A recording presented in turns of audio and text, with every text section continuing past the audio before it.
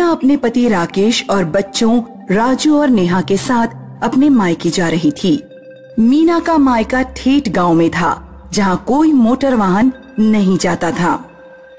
इसलिए मुझे तुम्हारा गांव इतना बेकार लगता है। घंटों तक यहाँ कोई सवारी नहीं मिलती, पागलों की तरह भटकते रहो। अभी कुछ देर की बात है, यहाँ तांगे वगैरह चलते रहते हैं, कोई न कोई तांगा तो मिल ही जाएगा। मम्मी मुझे भूख लग रही है। बेटा, रास्ते में कोई दुकान मिलेगी तो कुछ खरीद लेंगे। आसपास तो कोई खाने की चीज नहीं दिख रही। चलते चलते उन लोगों को रात हो गई।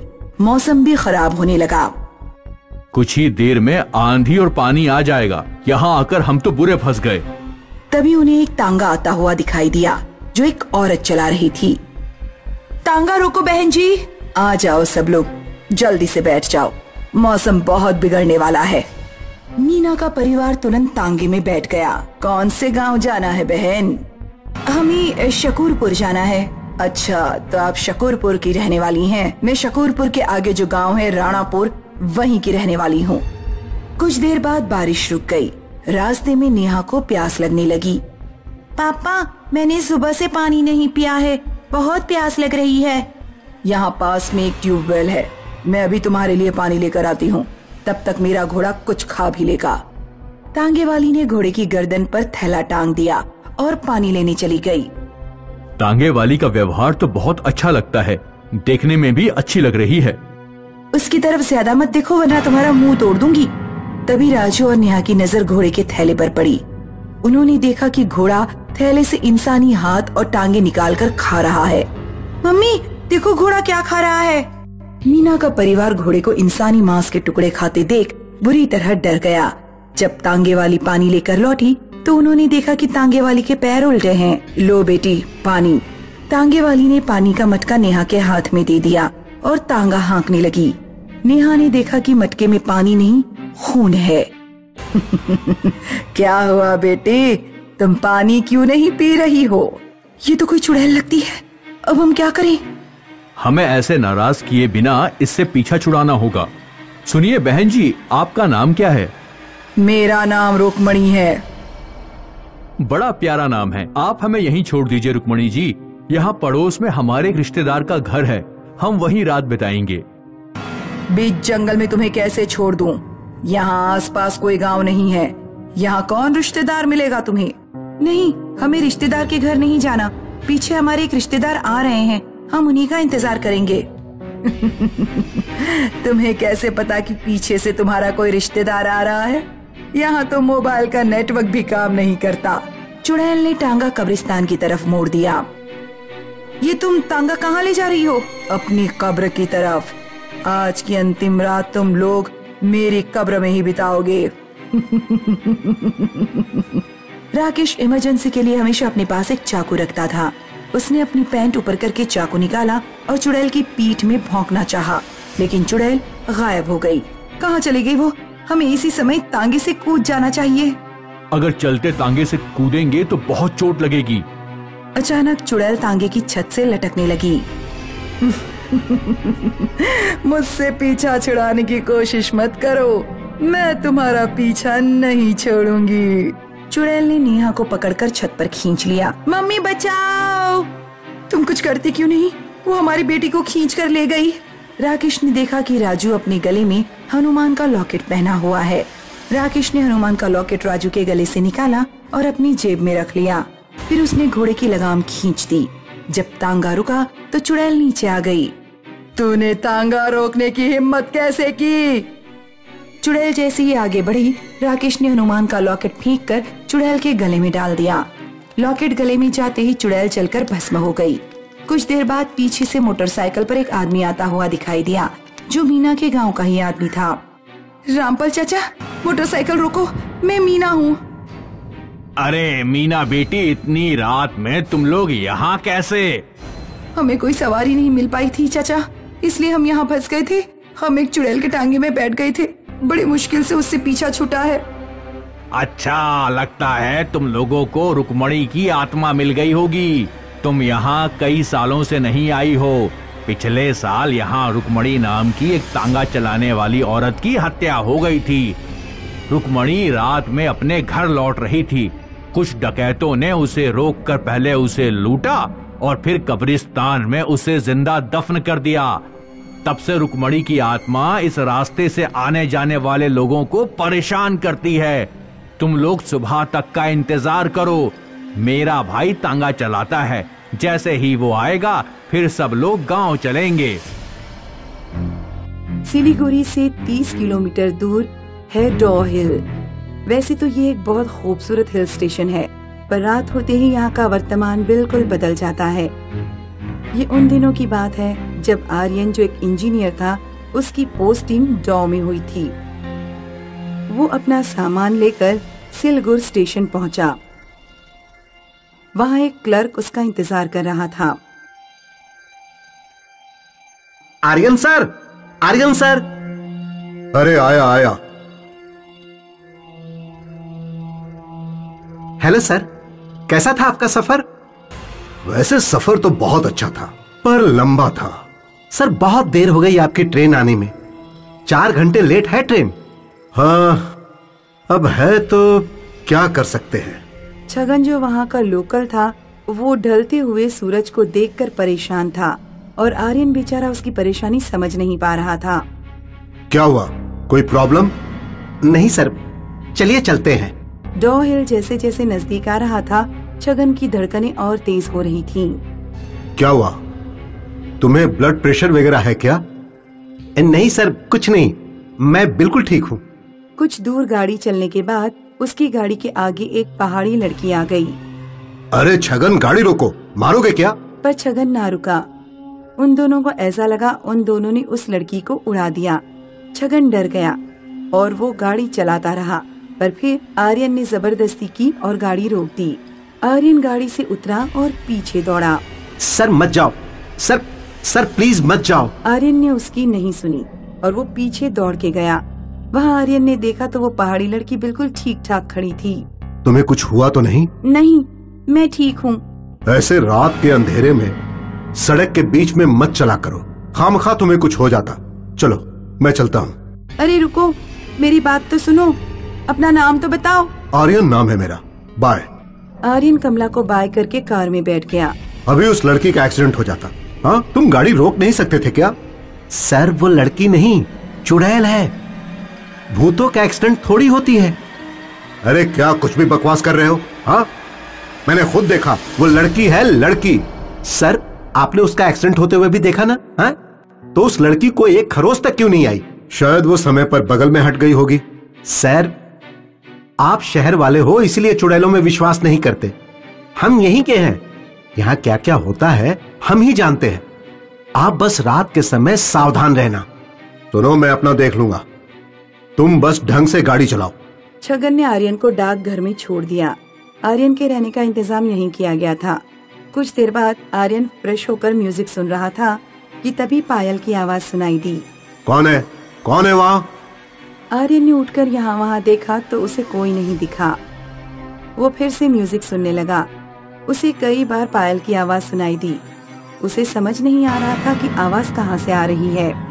थका हारा होने के कारण उसे नींद आ गई और वो सो गया। अगली सुबह वो उठकर काम पे चला गया। जब वो वापस डाक बंगले पहुंचा तो उसे खिड़की से वही लड़की दिखाई दी। आर्यन उससे मिलने बाहर गया। तुम्हें कैसे पता कि मैं यहाँ ठहरा हूँ? मुझे सब पता है, मेरा मतलब है हमारे यहाँ बस ये एक डाक बंगला ही तो है ठहरने के लिए। स्मार्ट, बहुत समझदार हो तुम। आर्यन और कमला हंसते हुए बातें करने लगे। ये सिलसिला कई दिनों तक चलता रहा। रोज सूरज ढलने के बाद कमला डाक बंगले आती और आर्यन के साथ समय बिताया करती थी। धीरे धीरे आर्यन को कमला भा गई। आर्यन कमला का दीवाना हो गया। क्या हुआ, आज तुम्हें इतनी देर क्यों हो गई?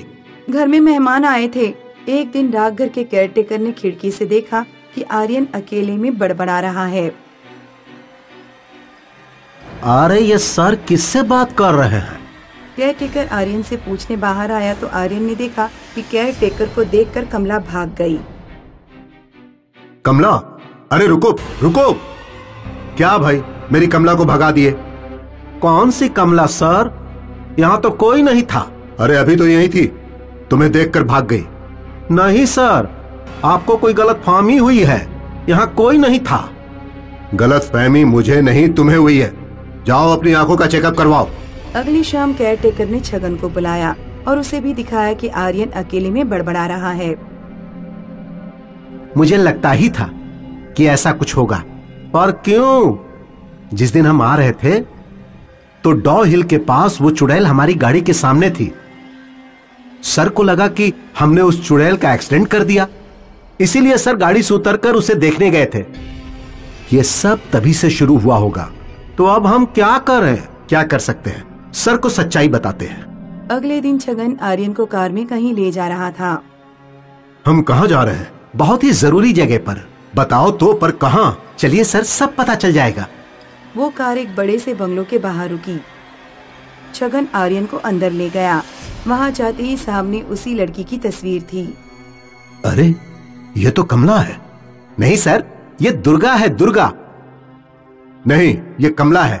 नहीं सर, ये दुर्गा है, इस घर की मालकिन, और इसे मरे हुए 30 साल हो गए हैं। क्या बकवास कर रहे हो?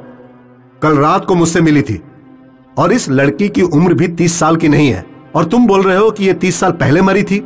आपको मेरी बातों पर यकीन नहीं है ना? हाँ, चलिए मेरे साथ। छगन आर्यन को गांव के मंदिर लेकर गया। अब तुम मुझे यहाँ क्यों लाए? समझ जाइएगा सर, समझ जाइएगा। आपकी कमला रोज रात को आपसे मिलने आती थी ना?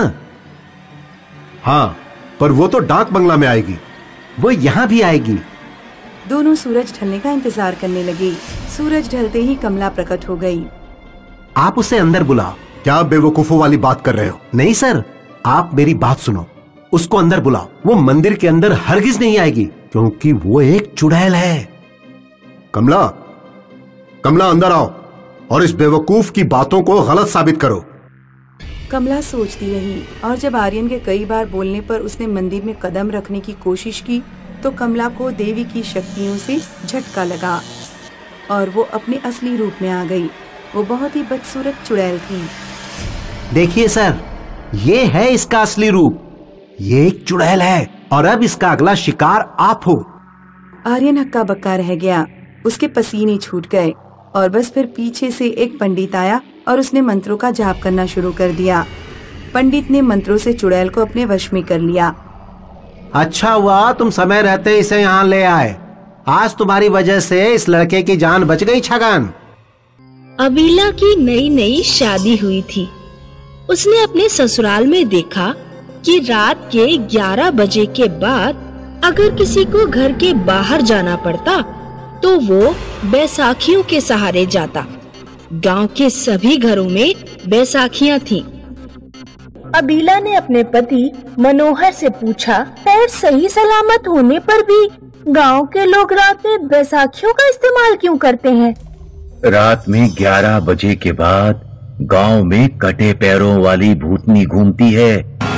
भूतनी बैसाखियों से चलने वालों को कोई नुकसान नहीं पहुंचाती, लेकिन अगर उसके सामने कोई ऐसा आदमी पड़ जाए जो अपने पैरों से चल रहा हो तो भूतनी को अपने कटे हुए पैरों की याद आ जाती है। वो रोने लगती है और फिर अपने पैने दांतों से उस आदमी के पैर भी काट देती है। इसलिए रात में बिना बैसाखियों के भूत से भी बाहर न जाना। रात के समय एक लड़का गांव की सुनसान सड़क पर बैसाखियों के सहारे चल रहा है। एक तो दिन भर काम करो, फिर इन बैसाखियों के सहारे घर लौटो। इस तरह घर पहुंचने में ही घंटे भर से ज्यादा लग जाता है। हटाओ, आज इन बैसाखियों को फेंक ही देता हूँ। लड़का बैसाखी को फेंक देता है और पैदल चलने लगता है। तभी चुड़ैल वहाँ आती है। चुड़ैल लड़के को पैदल चलता देख बुरी तरह रोने लगती है। अबीला और मनोहर सो रहे थे तो कोई उनका दरवाजा खटखटाता है। दरवाजा खोलो जल्दी, मनोहर। मनोहर दरवाजा खोलता है। क्या हो गया चाची? चुड़ैल मेरे बेटे के पैर काट कर ले गई। वो पुराने कुएं की तरफ गई है। कोई गांव वाला डर के मारे मदद के लिए घर से बाहर नहीं आ रहा। कोई कुछ तो करो, मेरा बेटा लंगड़ा हो गया। मनोहर तुरंत बैसाखियां उठाता है और बैसाखियों के सहारे तेजी से पुराने कुएं की तरफ जाता है। मनोहर को काफी दूर चलने पर चुड़ैल पैर ले जाते हुए दिखाई देती है। जब तक वो पुराने कुएं पर पहुंचता है, भूतनी गायब हो चुकी थी।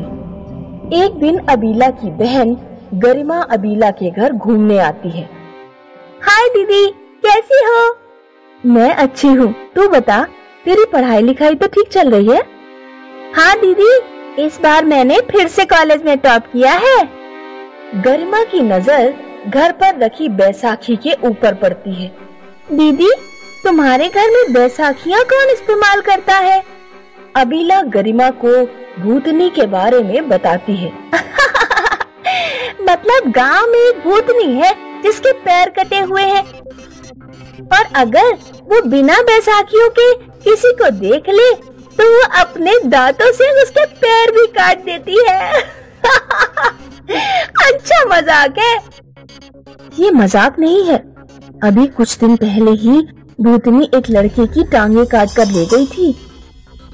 मैं पढ़ी लिखी हूँ, गांव वालों ने झूठी कहानियाँ बनाकर तुम्हें डराया है। मुझे पता है वो अपने मनोरंजन के लिए ऐसा करते होंगे, लेकिन मैं इन कहानियों से नहीं डरने वाली। मैं रात में बिना बैसाखियों के घूमूंगी। देखती हूँ वो भूतनी मेरे पास आती है या नहीं। अबीला और मनोहर गरिमा को बहुत समझाने की कोशिश करते हैं, लेकिन गरिमा उनकी बातों को मजाक समझकर ध्यान नहीं देती। एक रात करीब 12 बजे वो खिड़की से कूदकर गांव में घूमने लगती है। भूतनी भी उसी समय गांव में घूम रही थी। भूतनी जब गरिमा को अपने पैरों पर चलता देखती है तो अपने कटे पैर देखकर रोने लगती है। उस जालिम शामनाथ ने मेरे पैर काट डाले। भूतनी अपने नुकीले दांतों से गरिमा के पैर चबाकर काट देती है और गायब हो जाती है। सुबह गांव का एक आदमी अबीला के घर आकर खबर देता है कि उसकी बहन चौराहे पर बेहोश पड़ी है। मनोहर और अबीला तुरंत चौराहे पर पहुंचते हैं और गरिमा को अस्पताल में भर्ती कराते हैं। मैंने मना किया था ना, अब तू अपनी जिंदगी कैसे जिएगी? रोना धोना बंद करो दीदी। इंसान को जीवन में कठिन से कठिन परिस्थितियों के लिए तैयार रहना चाहिए। मैं बैसाखियों के सहारे चल सकती हूँ। वो चुड़ैल किसी शामनाथ का नाम ले रही थी। मैं उस चुड़ैल के बारे में पूरी तहकीकात करके ही रहूंगी। गरिमा बैसाखियों के सहारे ही पूरे गांव में घूमती है और शामनाथ के बारे में पता करती है। गांव के बाहर कब्रिस्तान जाने वाले रास्ते पर उसे एक बूढ़ा बैठा हुआ मिलता है। बूढ़ा जोर जोर से पागलों की तरह हंस रहा था। वो ले गई, तेरे पैर भी ले गई, वो किसी को नहीं छोड़ेगी। गरिमा पहले तो उस बूढ़े को देखकर डर जाती है, लेकिन फिर किसी तरह हिम्मत करके उससे कहती है, बाबा, क्या आप शामनाथ नाम के किसी आदमी के बारे में कुछ जानते हैं? ये करीब 40 साल पहले की बात है। गांव में श्यामनाथ नाम का एक लकड़हारा रहता था। एक दिन वो आदिवासियों के कबीले से किसी लड़की का अपहरण करके ले आया। उसने लड़की से जबरदस्ती शादी कर ली। लड़की बार बार उसके घर से भागने की कोशिश करती थी। श्यामनाथ उसकी बहुत पिटाई लगाता था। एक दिन जब लड़की उसके घर से भागने की कोशिश कर रही थी तो गुस्से में श्यामनाथ ने अपनी कुल्हाड़ी से लड़की के पैर ही काट डाले। फिर कुछ दिनों बाद वो लड़की आत्महत्या करके मर गई। उस लड़की की आत्मा ही गांव में भटकती है और लोगों को परेशान करती है। गरिमा सारी बात जाकर गांव वालों को बताती है। आज रात हम सब बिना बैसाखियों के चौराहे पर खड़े होंगे और चुड़ैल से माफी मांगेंगे। आखिर कब तक तुम लोग इस तरह बैसाखियों का सहारा लेते रहोगे? आधी रात को चुड़ैल आती है और वो इतने सारे लोगों को बिना बैसाखियों के खड़े हुए देखती है। चुड़ैल रोने लगती है। तुम्हारे साथ जो भी हुआ, हम सभी गांव वाले उसके लिए माफी मांगते हैं। लेकिन तुम निर्दोष लोगों को क्यों परेशान कर रही हो? एक आदमी की गलती के लिए सभी गांव वालों को सजा देना उचित नहीं है। जब मेरे साथ अत्याचार हो रहा था तो गांव वाले चुप क्यों बैठे रहे? सभी गांव वालों के सिर शर्म से झुक जाते हैं। मैं वादा करती हूँ, अब से गांव में किसी के ऊपर कोई भी अत्याचार होगा तो सभी गांव वाले उसका विरोध करेंगे। लेकिन हमारे पैर वापस कर दो। श्यामनाथ का घर आज तक बंद पड़ा हुआ है। पहले वहाँ जाकर शांति यज्ञ कराओ ताकि मेरी भटकती आत्मा को शांति मिल सके। और याद रखो, अत्याचार करने वाला जितना दोषी होता है, अत्याचार देखने वाला भी उतना ही दोषी है। इसीलिए किसी भी तरह के अत्याचार का मिलकर विरोध करना सीखो। सभी गांव वाले श्यामनाथ का पुराना घर खुलवाते हैं। वे घर में शांति यज्ञ करवाते हैं। तब जाकर लड़की की आत्मा को शांति मिलती है और गांव के लंगड़े लोगों के पैर फिर से ठीक हो जाते हैं।